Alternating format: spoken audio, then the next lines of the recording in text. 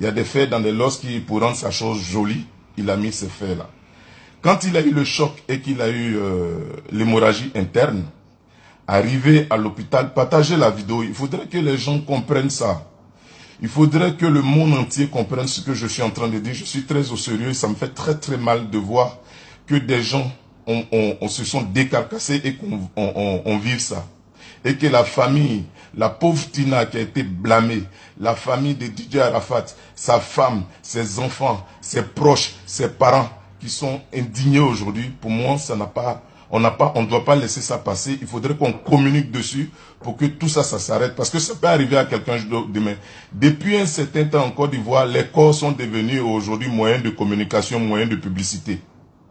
Revenons à notre mouton. Je dirais tantôt que quand il est arrivé à l'hôpital et qu'il a fait l'hémorragie interne et qu'on a payé la caution à hauteur d'1 million, il fallait dans un premier temps mettre un anticoagulant. Je ne suis pas médecin, je dis les dires de ce vieux père que je tais son nom, qui était sur place. Il fallait mettre un anticoagulant, essayer d'extraire le sang pour ne pas que ça touche le cerveau. Et pour faire ça, et par la suite, il fallait le faire un IRM, des scans. Nous savons tous que pour faire un scan aujourd'hui de nos jours, pour faire un scan, le fer n'est pas compatible aux appareils IRM via scan. Voilà comment les médecins décident de couper les locks de Didier Arafat, de couper ces locks, afin de pouvoir faire cet examen dans les premières heures. Donc, ils ont coupé les locks. Voilà comment Arafat se retrouve sans locks. On coupe ces locks et on essaie de faire le scan. Mais malheureusement, le choc a eu raison. Les séquelles, les blessures, c'était déjà trop tard par rapport à l'hémorragie interne. Quand on coupe les locks, on remet ça à mon vieux père en question, qui lui à son tour, avec plein de sang, qui lui à son tour remet à la femme de Didier Arafat Kamel des locks avec le sang, avec les bagues et les boucles d'oreilles qu'il porte. De là, quelques instants après, je ne suis pas médecin, je relate les faits de ce grand frère qui aide beaucoup et je salue de passage ce grand frère. Je ne vais pas dire son nom parce qu'il refuse qu'aujourd'hui que son nom soit dit par rapport à ce fait. Beaucoup ont raconté qu'ils ont été les premières à venir payer cette caution. C'est archi faux. Avec preuve à l'appui, avec reçu à l'appui à la clinique. Notre héros national rend l'âme quelques heures plus tard. Il fallait attendre, à partir du moment où ce n'est pas une personne quelconque, une personne ordinaire, il fallait attendre et voir dans quelle mesure on va annoncer le décès de Didier Arafat. C'est ce qui a créé tout ce tohu-bohu là.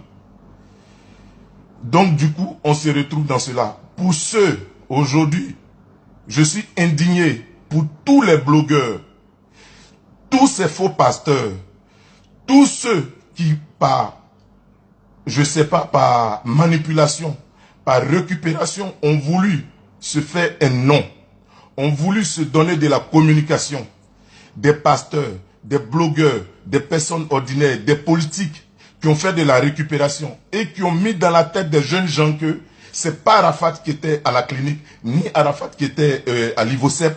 Voilà le résultat qu'on a aujourd'hui. Parce que c'est à partir de là que le doute est resté dans la tête de ce qu'on peut appeler Chinois et je ne crois même pas que c'est des jeunes Chinois. Certains me diront que non, ce sont des... On les appelle des jeunes en conflit avec la loi. Non, c'est des drogués. Ce sont des drogués. Et c'est la mauvaise communication. Les blogueurs, je demande moi personnellement, le jour si jamais il y a une situation aussi grande ici en Afrique, je pense que nous les Africains, on n'est pas encore arrivés, généralement les Ivoiriens, on n'est pas encore arrivés au niveau des réseaux sociaux. À un moment donné, j'interpelle le gouvernement. Si jamais dans ce pays, il y a une situation aussi grandiose qu'il doit faire qu'on coupe Internet durant tout ce temps. Parce que c'est Internet, c'est les réseaux sociaux qui ont mis Aujourd'hui, notre héros national qui est traîné dans la boue, la tombe, son caveau est cassé. C'est sa petite famille, ses enfants à bas âge. Quelle image ils auront? Quelle image on veut véhiculer? Quelle image on veut véhiculer? Je suis indigné, je suis dépassé. Moi, Marco Versace, je suis tellement dépassé de la méchanceté. Les artistes, au début, dans les premières heures, j'ai fait une vidéo. Je dis ici, j'ai fait une vidéo, je dis ici que arrêtez de faire de la récupération, qu'il y a l'hypocrisie. Les gens m'ont traité de tous les noms, ils m'ont insulté sur les réseaux sociaux ici.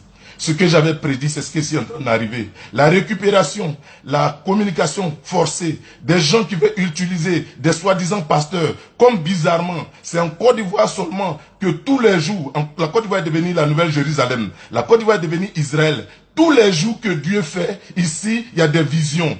Ici, il y a, si c'est pas on a vu Marie, on a vu Jésus. Si on n'a pas vu Jésus, il y a quelqu'un qui a vu Arafat en songe. Si on n'a pas vu Arafat en songe, Arafat m'a parlé. Si Arafat m'a pas parlé, Arafat est passé par moi pour venir parler à Tina. Arafat est passé par moi pour parler à Kamel. Arafat dit que j'ai mal au cœur. Arafat dit tout ça juste parce que des gens veulent se faire voir. Mais est-ce qu'un instant,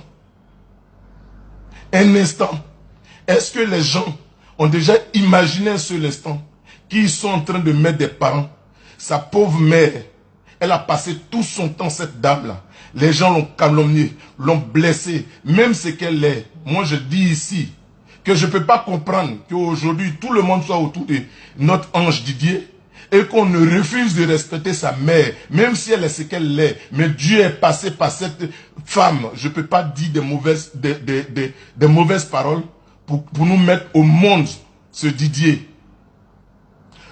Pour nous mettre au monde ce Didier qui est devenu DJ Arafat aujourd'hui pour nous tous. Est-ce que c'est que ce acte-là, je demande à l'IFOA, et ensuite, la deuxième chose que j'ai oublié de dire, quand je dis les gens sont dans la récupération, effectivement j'ai eu raison. Il a fallu simplement, comme dans les premières heures, certains ont voulu se donner de l'importance, parce qu'ils ont pensé qu'ils ont trouvé, il y a un comité d'organisation, ils ont pensé que c'est un gouvernement, il y a un président, il y a un vice-président, il y a tout ce qu'on peut citer, c'est pas nouveau pour tout le monde. Certains ont eu des airs, parce qu'ils ont voulu se faire de la communication. Quand on sont allés déposer notre jeune frère DJ Arafat à William Civil aujourd'hui, automatiquement, tout le monde est parti. Parce qu'il n'y a plus moyen de se donner de la valeur. Donc tout le monde est parti, ils l'ont laissé là-bas, seul, même pas de sécurité. Cette commission-là qui avait de sécurité, l'État qui a déployé, je ne sais pas combien de policiers. Hier, nous on était au Félicia. Ces policiers-là, ils n'ont pas été capables de rester ne serait-ce que 2 minutes. Donc, je dis, des gens sont dans la récupération. Et je confirme, je dis ça encore. Donc, c'est dommage qu'on vive ça. Cette comité-là a failli. Le côté sécuritaire a été vraiment... pour moi, il y a eu une faille. Parce que je ne dirais pas qu'ils ont été... que ça a été un problème, mais il y a eu une faille. Et c'est dommage qu'on se retrouve dans ce genre de situation. Partagez la vidéo. Partagez la vidéo. Il faudrait que ça arrive. Et que le président de la République, M. Alassane Dramane Ouattara, prenne ses responsabilités. Parce que c'est lui qui nous a donné le stade Félix Houphouët-Boigny pour qu'on puisse dignement... organiser les obsèques de notre héros national. Il faudrait que ces gens soient identifiés. Il y a des vidéos qui circulent. Donc, on peut identifier ces personnes et ils vont nous dire qui les a envoyés pour que lumière soit faite sur cette affaire. C'était juste mon indignation. Dans tous les cas, on ne peut pas plaire à tout le monde. Parce que certaines personnes diront que toi aussi, qu'est-ce que tu es en train de faire? Dis ce que vous voulez, mais à un moment donné, il faudrait que des gens comme moi aient le courage de dire la vérité aux gens. Et je vais toujours dire la vérité.